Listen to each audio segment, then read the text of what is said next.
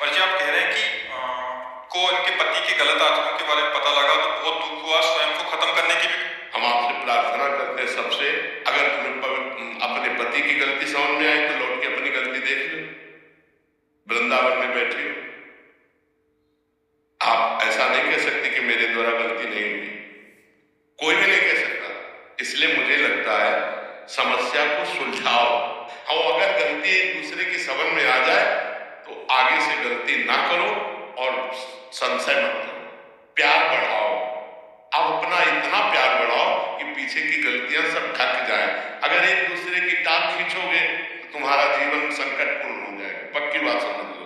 ये हम इसलिए कह रहे हैं ना कि आज का जो वातावरण चल रहा है उसमें अगर ये सोचो कि सती साध्वी पवित्र मिलना तो होगा कोई भाई, पर वो ऐसा है दीपक लेके खोजना है ना, मुश्किल ही मिलेगा। और कोई बाल ब्रह्मचारी पति कि जब तक ब्याह नहीं हुआ तब तक वो किसी कोई गलत आचरण मिलना मुश्किल ही है।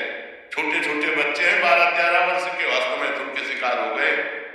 गंदी बात को गंदी, अब मोबाइल हाथ में है, बड़े बड़े मोबाइल हाथ में, तो हर चीज सर्च करके वो गंदी सब बातें देख रहे, गंदे आचरण देख रहे।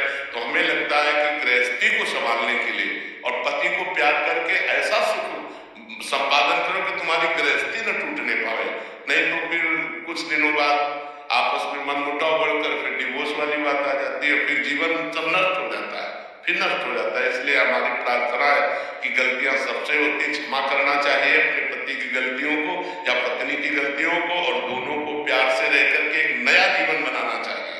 पूर्व के जीवन में मिट्टी डालो, जब से तुमने हाथ मिलाया तब से पवित्र जीवन करो, न तुम किसी और पुरुष की तरफ देखो न वो किसी और स्त्री की तरफ देखो, दोनों मिलकर जीवन निर्वाह करो, तब तो चल जाएगा। और अगर महाराज जी अगर वो एक दूसरे जैसे ये है, पति नहीं सुधरना चाह रहा है, पत्नी नहीं सुधरना चाह रही है, फिर वो दूसरा रास्ता हो गया। अगर नहीं सुधारना चाहते तो पहले सुधारने की चेष्टा करनी चाहिए, उसको प्यार देना चाहिए, फिर भी नहीं सुधर रहा है तो फिर रास्ता दूसरा हो जाता है। फिर तो जो मान लो जब तुम्हारी रति ही नहीं हमारे प्रति और तुम्हारा दूसरा ही मार्ग है तो फिर संबंध विच्छेद करके अपने जीवन की नई धारा चलानी चाहिए। अगर नहीं सुधरना चाहता, लेकिन अगर पीछे किया है और सुधर के चल रहा है तो सपोर्ट करना चाहिए और पूरा सपोर्ट करना चाहिए। किसी भी तरह उसको याद भी नहीं दिलानी चाहिए कि आप गलत थे। लेकिन अगर आज भी गलती कर रहा है और हम सुधारने की चेष्टा कर रहे हैं और नहीं सुधर रहा है और गलत मार्ग का ही अनुसरण करता है तो फिर रास्ता दूसरा आ जाता है कि आप संबंध विच्छेद करके अपने जीवन को सही रास्ते पे चलाओ। ऐसी और वीडियो देखने के लिए ओम श्रद्धा से शक्ति चैनल को सब्सक्राइब अवश्य करें। दूसरों से शेयर और वीडियो को लाइक करने के लिए धन्यवाद।